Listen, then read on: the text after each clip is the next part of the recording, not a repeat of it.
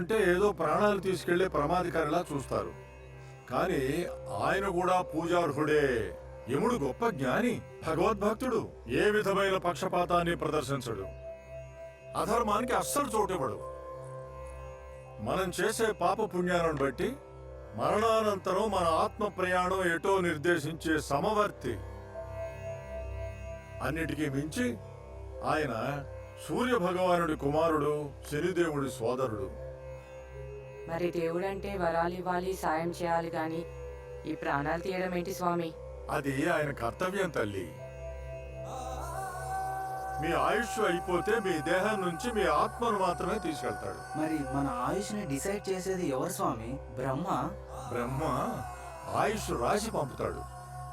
కానీ అది పెరగటం తరగటం అనేది మన చేతుల్లోనే ఉంది. మంచి పనులు చేస్తూ మంచి మనుషులతో తిరుగుతూ మన ఆయుష్ని మనమే నియంత్రించుకోవచ్చు. ఇది మీకు అర్థం కావాలంటే పురాణాల్లో ఉన్న ఒక కథ మీకు చెప్తాను. ఒక బస్సులో 50 మంది కాశీకి బయలుదేరారు. బస్సు కొండ మీదుగా ప్రయాణిస్తున్నప్పుడు బస్సుకి కొంత దూరంలో ఒక పిడుగు పడింది. డ్రైవర్ భయంతో ఆ బస్సును ఆపేశాడు. పడ్డ చోటే ఆ పిడుగు మళ్లీ మళ్లీ పడుతోంది. సరే వెనక్కి వెళ్దామని ఆ డ్రైవర్ బస్సుని రివర్స్ చేయగానే ఇప్పుడు పిడుగు వెనక వైపు పడుతోంది. ముందు వెనక పడ్డ చోటే మళ్లీ మళ్లీ పిడుగు పడుతూ ఉండటంతో అందరిలోనూ భయం మొదలైంది. ఈ బస్సును ముందుకి వెళ్ళనివ్వటం లేదు, వెనక్కి వెళ్ళనివ్వటం లేదు. బస్సులో నుండి ఇదంతా గమనించిన ఓ పెద్ద ఆయనకి విషయం బోధపడింది. వెంటనే లేచి ఆ విషయాన్ని బస్సులో ఉన్న అందరితోనూ చెప్పాడు. చూడండి, మనలో ఎవరికో ఆయుష్ అయిపోయింది. అందుకే యముడు పిడుగు రూపంలో వచ్చి ప్రాణాలు తీయాలనుకుంటున్నాడు. మనలో కొంతమంది పుణ్యాత్మలు ఉన్నట్టున్నారు. వారి పుణ్యఫలం అడ్డుపడటం వల్ల ఆ పిడుగు బస్సు మీద పడటం లేదు. కానీ ఆయుష్ అయిపోయిన ఆ ఒక్కరిని తీసుకెళ్లేదాకా ఈ పిడుగులు ఆగవు. అందుకే ఒక పని చేద్దాం, ఒక్కొక్కరుగా వెళ్లి ఆ పిడుగు పడే చోట నిలుచుందాం. ఎవరి ఆయుష్ అయిపోయిందో వాళ్ల మీద మాత్రమే పిడుగు పడుతుంది అని అందరినీ ఒప్పిస్తాడు. దాంతో ఒక్కొక్కరుగా వెళ్లి ఆ పిడుగు పడే చోట నిలబడతారు. ఎవ్వరి మీద పిడుగు పడదు. అలా 49 మంది అయిపోతారు. ఆ చివరి వాడు వంతు వస్తుంది.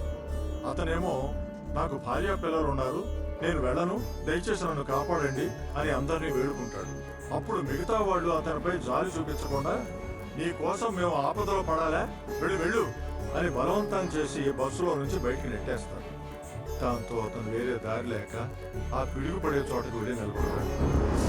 ఆ పిడుగు ఒక్కసారిగా వచ్చి బస్సు మీద పడుతుంది. అందులో ఉన్న 49 మంది చనిపోతారు. ఈ కథ సారాంశం ఏమిటంటే ఆ 50 మందిలో ఆ చివరి వాడే పుణ్యాత్ముడు. ఆయుష్ ముగిసింది అతనికి కాదు, ఆ 49 మందికిను. కానీ ఆ ఒక్క పుణ్యాత్ముడు బస్సులో ఉండటం వల్ల యముడు ఆ మిగతా వారి ప్రాణాన్ని తీసుకెళ్ళలేకపోయాడు. కొందరు చూడండి, పెళ్ళయ్యాక నాకు బాగా కలిసి వచ్చింది అంటారు. ఇంకొందరు మా నాన్న చేతితో పెన్నిస్తే ఏ పరీక్ష అయినా సరే విజయం పొందుతాను అంటారు. అంటే మీ పుణ్యఫలమే కాదు, మీ పక్కనున్న వాళ్ల పుణ్యఫలం కూడా మీ తలరాతల్ని ఆయుష్ని మారుస్తుందన్నమాట. యముడికి మీ ఆయుష్కి సంబంధం లేదు. మనస్ఫూర్తిగా యముడిని నమ్మండి, దీవిస్తాడు మిమ్మల్ని. శుభం.